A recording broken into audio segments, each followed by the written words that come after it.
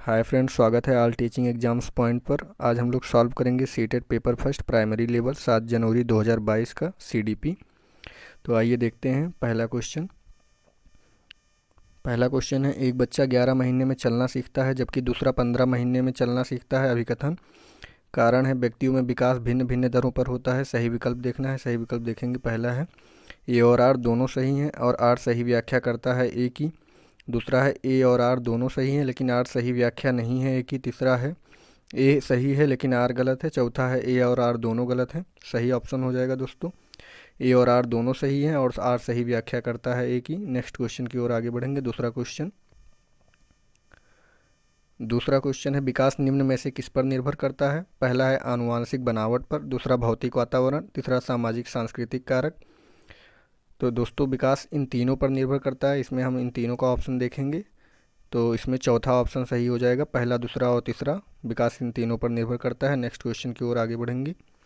तीसरा क्वेश्चन है, किस अवस्था में प्रतीकात्मक खेल बढ़ता है तथा संज्ञानात्मक विकास को समर्थन देता है।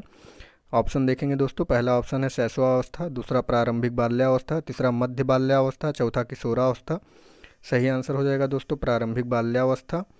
नेक्स्ट क्वेश्चन की ओर आगे बढ़ेंगे। 4 नंबर क्वेश्चन, निम्न में से बच्चों के प्राथमिक समाजीकरण की संस्था कौन सी है।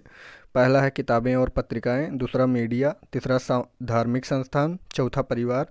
तो सही ऑप्शन हो जाएगा दोस्तों परिवार, 4 नंबर ऑप्शन। नेक्स्ट क्वेश्चन की ओर आगे बढ़ेंगे। 5वां क्वेश्चन, एक 5 वर्ष की बच्ची यह तर्क करने में विफल रहती है कि जब पानी को एक लंबे और संकीर्ण गिलास से एक चौड़े बर्तन में स्थानांतरित किया जाता है तो पानी की मात्रा समान रहती है।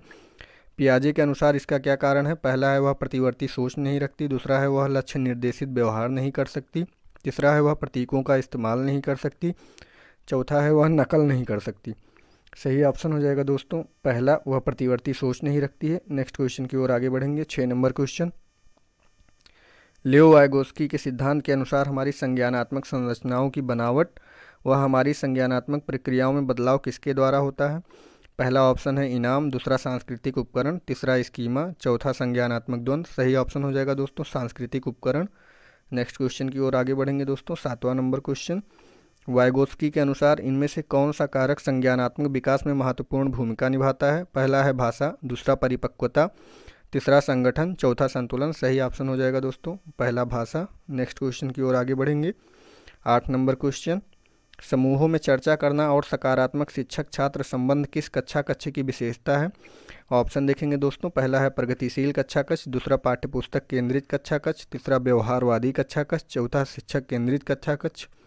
सही ऑप्शन हो जाएगा दोस्तों पहला प्रगतिशील कक्षा कक्ष। नेक्स्ट क्वेश्चन की ओर आगे बढ़ेंगे। 9 नंबर क्वेश्चन, बाल केंद्रित कक्षा कक्ष में विद्यार्थी पहला अपने स्वयं के सीखने में ज़्यादा भूमिका नहीं रखते हैं, दूसरा ज्ञान के सक्रिय निर्माता हैं, तीसरा कोरी पट्टी के रूप में देखे जाते हैं, चौथा निष्क्रिय रूप में शिक्षकों का अनुकरण और अनुसरण करते हैं।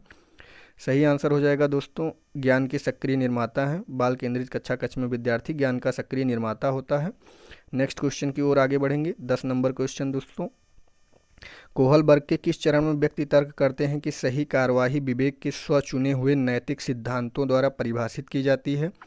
ऑप्शन देखेंगे दोस्तों। पहला है अच्छा लड़की अच्छा लड़का अभिविन्यास, दूसरा सामाजिक अनुबंध अभिविन्यास, तीसरा सामाजिक व्यवस्था बनाने का अभिविन्यास, चौथा है सार्वभौमिक नैतिक सिद्धांत अभिविन्यास। सही ऑप्शन हो जाएगा दोस्तों चौथा सार्वभौमिक नैतिक सिद्धांत अभिविन्यास।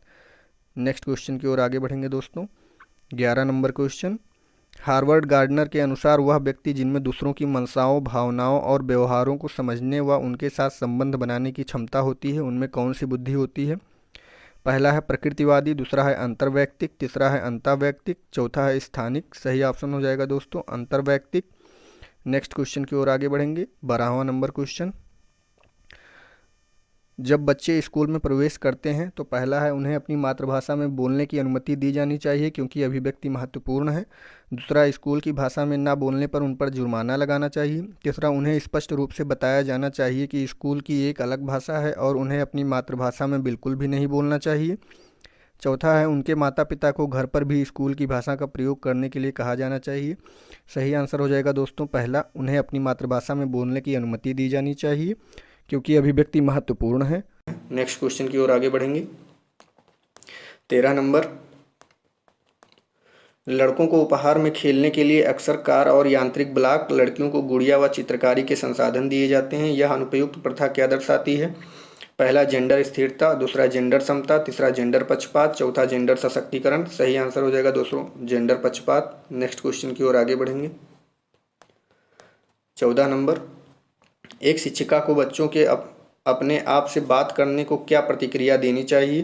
पहला, उसे हतोत्साहित करना चाहिए क्योंकि वह आत्मकेंद्रियता को बढ़ावा देता है। दूसरा, उसे हतोत्साहित करना चाहिए क्योंकि इसके द्वारा बच्चा अपना खुद का ध्यान भंग करता है। तीसरा, उसे प्रोत्साहित करना चाहिए क्योंकि इससे स्वनियमन सुसाधित होता है। चौथा, उसे प्रोत्साहित करना चाहिए क्योंकि इससे शिक्षक की जिम्मेदारी खत्म हो जाती है। सही आंसर हो जाएगा दोस्तों तीसरा, उसे प्रोत्साहित करना चाहिए क्योंकि इससे स्वनियमन सुसाधित होता है। नेक्स्ट क्वेश्चन की ओर आगे बढ़ेंगे दोस्तों। 15 नंबर क्वेश्चन, निम्नलिखित में से कौन सा कथन कक्षा में सवाल पूछने के संदर्भ में सही नहीं है? पहला है, विद्यार्थियों से प्रश्न के उत्तर पूछने का मुख्य उद्देश्य उनका परीक्षण करना है। दूसरा, विश्लेषणात्मक प्रश्न पूछने के से विद्यार्थियों को समालोचन चिंतन में मदद मिलती है। तीसरा है, विद्यार्थियों को कक्षा में प्रश्न पूछने के लिए प्रोत्साहित करना चाहिए। चौथा है, वह प्रश्न जो विवेचन और अनुप्रयोग पर आधारित होते हैं उच्चतर श्रेणी के चिंतन कौशलों को बढ़ावा देते हैं। सही आंसर हो जाएगा दोस्तों पहला, विद्यार्थियों से प्रश्न के उत्तर पूछने का मुख्य उद्देश्य उनका परीक्षण करना है। यही सही नहीं है। नेक्स्ट क्वेश्चन की ओर आगे बढ़ेंगे। 16 नंबर क्वेश्चन, समावेशी शिक्षा के लिए निम्न में से कौन सहायक है? पहला, विद्यार्थियों के बीच प्रतिस्पर्धा की भावना। दूसरा, लचीला पाठ्यक्रम और अनम्य स्कूल कैलेंडर। तीसरा, विद्यार्थियों की आवश्यकता के अनुसार उचित आवास। चौथा, सख्त शिक्षक केंद्रित शिक्षा शास्त्र। सही आंसर हो जाएगा दोस्तों विद्यार्थियों की आवश्यकता के अनुसार उचित आवास। नेक्स्ट क्वेश्चन की ओर आगे बढ़ेंगे। 17 नंबर क्वेश्चन, निम्नलिखित में से कौन किसी व्यक्ति के हाथ से आँख के तालमेल, संतुलन और शारीरिक निपुणता की क्षमता को प्रभावित करता है? पहला हो जाएगा गुणज वैकल्य, दूसरा पठन वैकल्य, तीसरा भाषा वैकल्य, चौथा हो जाएगा गति समन्वय वैकल्य। सही आंसर देखेंगे दोस्तों, सही आंसर हो जाएगा गति समन्वय वैकल्य। नेक्स्ट क्वेश्चन की ओर आगे बढ़ेंगे। 18 नंबर क्वेश्चन, उन विद्यार्थियों के सफल समावेशन के लिए जिन्हें दृष्टिबाधिता है एक शिक्षक को क्या करना चाहिए? पहला, आसपास की चित्र रूपी सामग्री में मौखिक स्पष्टीकरण जोड़ें। इन विद्यार्थियों को हस्तलिखित नोट्स दें। तीसरा है, विषय वस्तु को पढ़ने के लिए केवल ब्लैक बोर्ड का प्रयोग करें। चौथा है, उन्हें स्कूल के एक अलग संकाय में दाखिला दें। सही आंसर हो जाएगा दोस्तों आसपास की चित्र रूपी सामग्री में मौखिक स्पष्टीकरण जोड़ें। नेक्स्ट क्वेश्चन की ओर आगे बढ़ेंगे दोस्तों। 19 नंबर क्वेश्चन, जनजाति समुदाय के विद्यार्थियों को सबके सफल समावेश के लिए एक शिक्षिका को निम्न में से किससे बचना चाहिए? पहला हो जाएगा उनके दैनिक जीवन और परिवेश से उदाहरण शामिल करना। दूसरा, उनके सामाजिक सांस्कृतिक संदर्भ को महत्व और सम्मान देना। तीसरा, पाठ्यक्रम में उनकी संस्कृति में प्रचलित लोकगीतों और गीतों को शामिल करना। चौथा, उन संप्रदायों को पढ़ाना जो उनके जीवन के लिए पूरी तरह अप्रासंगिक हैं। सही आंसर हो जाएगा चौथा, उन संप्रदायों को पढ़ाना जो उनके जीवन के लिए पूरी तरह अप्रासंगिक हैं। नेक्स्ट क्वेश्चन की ओर आगे बढ़ेंगे दोस्तों। 20 नंबर क्वेश्चन, निम्नलिखित में से कौन सा विकल्प दी गई दिव्यांगता और संबंधित विद्यार्थियों के समावेशन हेतु यथोचित संयोजन रणनीति का सही युग्म नहीं है? पहला विकल्प है दोस्तों ध्यान न्यूनता, अक्रियाशीलता विकार, लंबी अवधि की फिल्में दिखाएं। दूसरा, स्वलीनता, जितना हो सके एक ही समय सारणी और दिनचर्या। तीसरा है पठन वैकल्य, जटिल गणना पर आधारित प्रश्न दें। चौथा है वाक बाधिता, मूल्यांकन के केवल मौखिक रूप को स्वीकार करें। सही आंसर हो जाएगा दोस्तों दूसरा, स्वलीनता, जितना हो सके एक ही समय सारणी और अथवा दिनचर्या। नेक्स्ट क्वेश्चन की ओर आगे बढ़ेंगे दोस्तों। 21 नंबर क्वेश्चन, अभिकथन है शिक्षकों को निर्णय लेने में विद्यार्थियों को शामिल करना चाहिए और कक्षा में सक्रिय भागीदारी को प्रोत्साहित करना चाहिए। कारण है अधिगम शिक्षक द्वारा विद्यार्थी को सीधे स्थानांतरित किया जाता है। सही विकल्प चुनना है। सही विकल्प देखेंगे दोस्तों, पहला है ए और आर दोनों सही है, आर सही व्याख्या करता है ए की। दूसरा, ए और आर दोनों सही है लेकिन आर सही व्याख्या नहीं है ए की। तीसरा है ए सही है और लेकिन आर गलत है। चौथा है ए और आर दोनों गलत हैं। तीसरा सही हो जाएगा दोस्तों, ए सही है और लेकिन आर गलत। नेक्स्ट क्वेश्चन की ओर आगे बढ़ेंगे दोस्तों। 22 नंबर क्वेश्चन देखेंगे। 22वां क्वेश्चन, विद्यार्थी निम्न में से किसे नए ज्ञान के निर्माण का आधार मानते हैं? पहला, जो उनके द्वारा पहले से ही समझा और माना जाता है। दूसरा है जो उनके लिए अस्पष्ट और अप्रासंगिक हो। तीसरा, जो उनके लिए पूरी तरह से अपरिचित और अज्ञात है। चौथा, जो उनके वर्तमान संज्ञानात्मक स्तर से बहुत परे है। सही आंसर हो जाएगा दोस्तों पहला, जो उनके द्वारा पहले से ही समझा और माना जाता है। नेक्स्ट क्वेश्चन की ओर आगे बढ़ेंगे। 23 नंबर क्वेश्चन, सीखने के सामाजिक संदर्भ के संबंध में निम्नलिखित में से कौन सा कथन सही नहीं है। पहला है, संप्रेषण व अंतःक्रिया सीखने के लिए महत्वपूर्ण है। दूसरा है, सीखने का सभी कार्य व्यक्ति द्वारा उनके दिमाग में किया जाता है। तीसरा है, विद्यार्थी स्कूल में अपनी संस्कृति से बहुत सी समझ लेकर आते हैं। चौथा, जब विद्यार्थी एक दूसरे की सहायता करते हुए सहयोगात्मक रूप से काम करते हैं तो उनका अधिगम सुदृढ़, प्रबलित और परिष्कृत होता है। सही आंसर हो जाएगा दोस्तों दूसरा, सीखने का सभी कार्य व्यक्ति द्वारा उनके दिमाग में किया जाता है। ये सही नहीं है।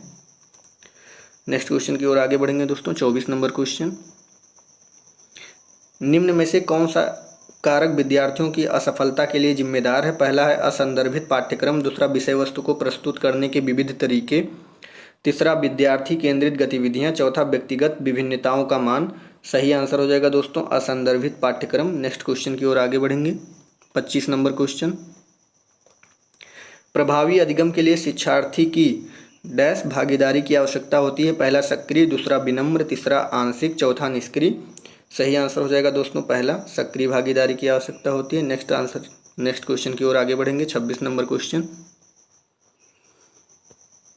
अधिसंज्ञानात्मक कौशल पहला, चिंतन और अधिगम को नियमित करते हैं। दूसरा, संज्ञान और समस्या समाधान को प्रभावित नहीं करते। तीसरा, केवल विषय वस्तु के रटने पर निर्भर है। चौथा हो जाएगा, विद्यार्थियों में संज्ञानात्मक विकास की देरी को दर्शाते हैं। सही आंसर हो जाएगा दोस्तों पहला, चिंतन और अधिगम को नियमित करते हैं। नेक्स्ट क्वेश्चन की ओर आगे बढ़ेंगे। 27 नंबर क्वेश्चन, त्रुटियों के बारे में निम्न में से कौन सा कथन सही है। पहला हो जाएगा, अधिगम प्रक्रिया में त्रुटियों की कोई भूमिका नहीं होती। दूसरा, एक शिक्षिका को विद्यार्थियों के त्रुटि करने के व्यवहार को इनाम और सजा देकर खत्म करना चाहिए। तीसरा, त्रुटियों पर चर्चा और विश्लेषण द्वारा उन्हें अर्थपूर्ण अधिगम में बदला जा सकता है। चौथा हो जाएगा, विद्यार्थी अपनी त्रुटियों की स्वयं खोज और सुधार करने में सक्षम नहीं होते। सही आंसर हो जाएगा दोस्तों तीसरा, त्रुटियों पर चर्चा और विश्लेषण द्वारा उन्हें अर्थपूर्ण अधिगम में बदला जा सकता है। नेक्स्ट क्वेश्चन की ओर आगे बढ़ेंगे दोस्तों। 28 नंबर,